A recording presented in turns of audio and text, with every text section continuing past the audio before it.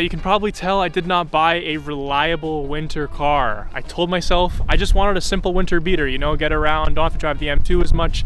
But now the M2 is looking like it's the more practical car, because let me introduce you to my 1997 fully built Honda Civic. Looking at it from here, it's honestly so funny how much of a sleeper this car looks like. It just looks like a really well, meticulously maintained 28-year-old car.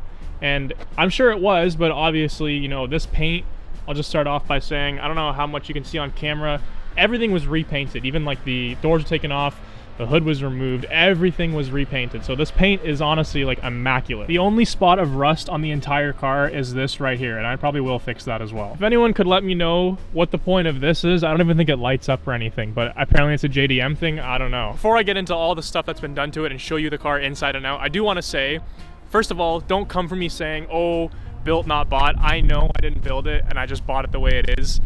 It wasn't my intention to pick this car up, but it came up to me in a unique circumstance, a good opportunity, a good price. The guy was really nice. I figured, why not? I've always wanted a Honda build, although I did think it was going to be like an NA all-motor build. Now, I'm obviously not going to really be driving this much in the winter. I might have to look for another car, but I just don't want to risk anything. It's on R888s. It makes way too much power. I also just want to keep it clean. Like, this car underbody is so mint. Everything is so clean. As for the parts and everything that was done to it, I will put the list up on the screen for the next 15-20 seconds. You guys can take a look. It's too much for me to read. I had a lot of people look at this build and kind of vet it because I didn't know too much about all the parts. I don't know much about Honda. As you know, I'm a big BMW guy. They all told me it was a really good deal for the price and all really good parts were used. I'm just gonna pop the hood here, but I don't have a hood latch, so I have to use this wrench. You can use your fingers, but my hands are cold. I don't want to do that right now. This is definitely gonna be one of the first things that I fix. Now let me show you what 99% of this car is all about, and it's the engine. I could look at this forever because the turbo setup is almost the same size as the whole motor. I mean, the only thing I've really changed so far is this intake. It used to have a turbo screen or a turbo guard on. I don't trust that because of how dirty the air is here and so much crap flies on the road. Construction's always happening. I know you usually run the turbo guards if you're on the track and stuff, but I don't want to daily the car, obviously, but I want to drive it probably more than the previous owner did, so I decided to put this on. It barely fits, but, you know, it still works. We got the giant intercooler here. Some of the grounds were done with speaker wire, so I do want to change that out, as I was told that it's not the smartest thing to do. These engine mounts are insane too, because the entire car shakes so much when you drive. Like you literally just feel like you're sitting on an engine when you move this thing, I swear. And for the interior, we got these bucket seats, which are actually pretty comfortable. The first issue I did have with this car was the driver's seat did not lock on the rails, so it kept sliding and flying backwards. I'll play a clip here of the previous owner taking me for a test drive. I thought this was hilarious.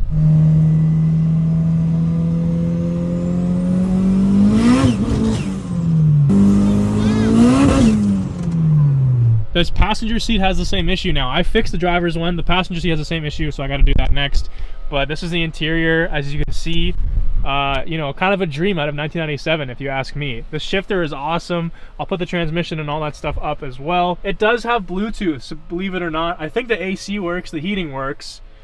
We got my AFR gauge, a Sparco steering wheel, the leather back seats. This is a luxury vehicle. The wiring setup here is kind of a mess. I do want to clean that up as well. We got roll down windows. I mean, but who cares about that when you have... Now, how much jam does this thing make? It dynoed at 532 wheel at 19 PSI. It's absolutely insane. Like, this car is faster than my M2, I think. No, it definitely is. I think it weighs 2,100 pounds. That power to weight ratio is ridiculous. Now, over the last few days, the car had an issue with starting. It would crank.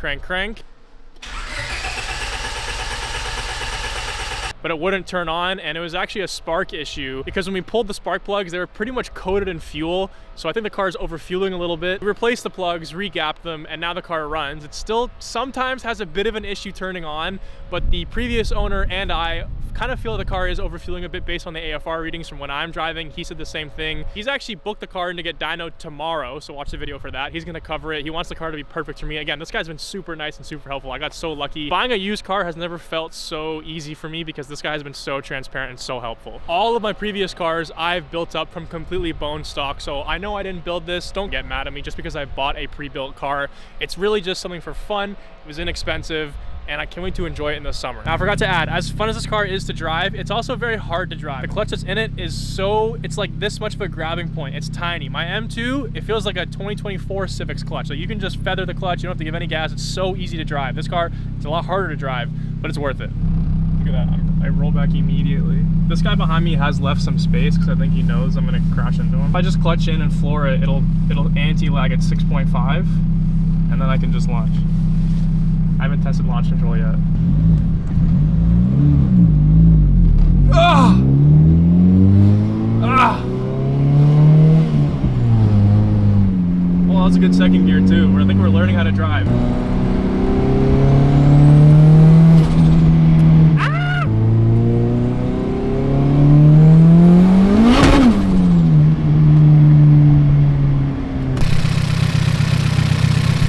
All right, so we stopped to put some gas in.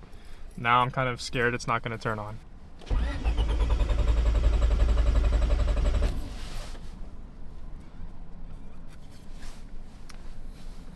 All right, let's just give it a second. It's a little shy. I think it's camera shy. So it's really cool.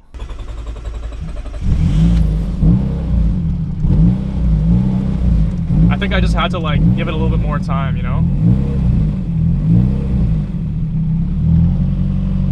This is me holding the throttle a little bit. I'm gonna let go now, better not die out.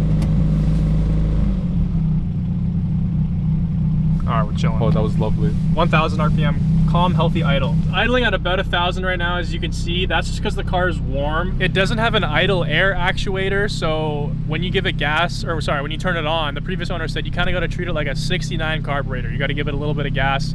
So I kind of hold the revs at like 1,500 to 2K for about, I don't know, 10, 15 seconds when I turn it on, and then it comes back to idle.